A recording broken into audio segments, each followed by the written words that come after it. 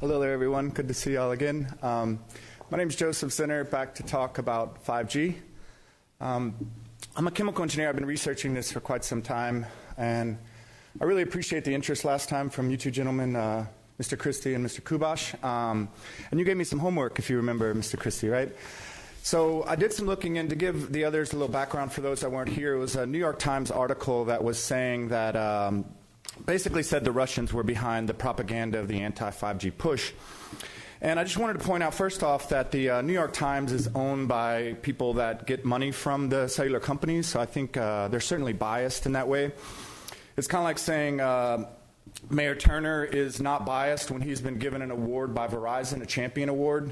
You certainly couldn't suggest that he would be unbiased since he's gotten that award.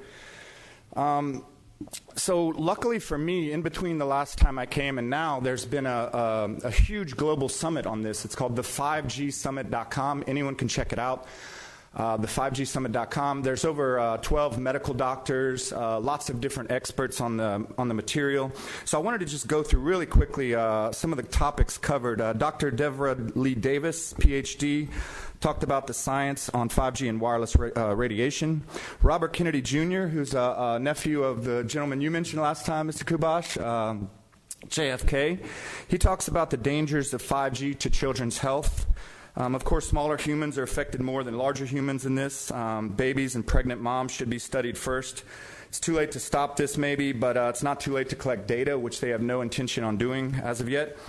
Martin Paul, PhD, Professor Emeritus of Biochemistry and Basic Medical Science at Washington State University. Go Cougars. He's explaining the mechanism of wireless harm.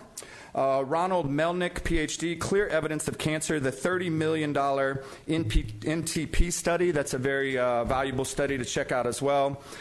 Joe Martino with Conscious Evolution, who's one of my favorite news sources on the planet. He talks about social engineering traps. Dr. Paul Haro, PhD, talks about harmful effects of 5G and wireless. He has expertise in health effects of electricity and electromagnetic field at the McGill University Medical Center in Montreal, Canada. James Corbett, one of the best reporters on the planet as well, talks about implications of surveillance capitalism. Charlene and Ty Bollinger. Ty Bollinger was behind Truth About Cancer, which is an amazing documentary if you haven't checked it out. Also, the people who put on this whole summit, Josh Del Sol and Sayer G. Josh Del Sol did Take Your Power Back, which is a documentary on smartphones, which I also highly recommend. And then, of course, our friend Derek Brose was also in this summit as well. He's spoken to you guys many times. I think most of y'all know his name. Talks about building local community to resist 5G. The last time I was here, I asked, what does the city of Houston plan to do to collect data on this trial and our citizens? And Councilmember Kubash kindly stated that he appreciated me being the voice crying in the wilderness. I did some homework in this area as well. Can I have 20 more seconds? Sure. So I can finish up? Thank you. I did some homework in this area as well. I found a video of Senator Richard Blumenthal, a Democrat from Connecticut, asking the 5G providers how much money they have spent on proving this is safe, and the answer was clearly zero. I'm not the lone voice. I'm the beginning of a roar, and I pray that everyone watching this doesn't trust a word I say and listens to the speakers of the summit.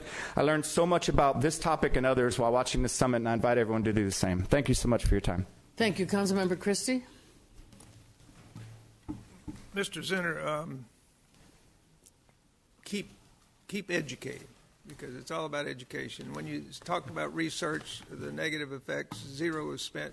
It just reminds me of the drug companies that say, oh, this cured this person and 7 other people. But what's the downside? And they never research the downside because it would hurt the profits. And I'm still stuck on the benefits versus possibility of wireless radiation affecting. We know that ionizing radiation in any type affects the new cells in the body. And there's got to be a level of the wavelength that does damage to living tissue. And we're at that precipice that we've got to decide, how much is the downside? Because we've kind of already felt that under high-powered wires, maybe we shouldn't have our children playing. we finally decided that maybe a little bit too much DDT will kill the mosquitoes plus children's cells. So the benefits of 5G, and that's why I wanted you to read that article from the New York Times. Is there any credence to some other country competing with us in communications and technology want to stifle our growth? So keep educating. And people like Robert Kennedy, they're not dumb. No. You know, they're taking concerns about the external environment and how that affects our internal environment and the health and wellness of the people. So keep after it. I think you're on the right track, but I'm still not there as how, you know, oil drilling benefits, but the downside. You know, we've got to consider both avenues, so keep educating us on that. Indeed. Can I reply to that? Respond, yes. Yeah.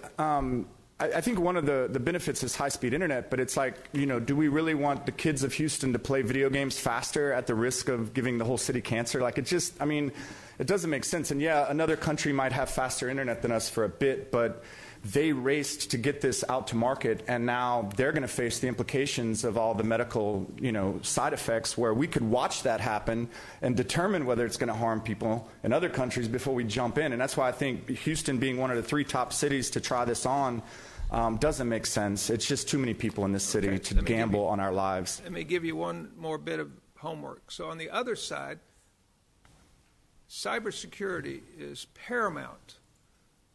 And the defense on the ionosphere and cyberspace, the defense of your country may rely on that. So if another country has a defense system that has a higher wavelength, see if they have an argument that if you want cybersecurity and if you want your systems protected and the intelligence network, does it hurt us to stay at 4G?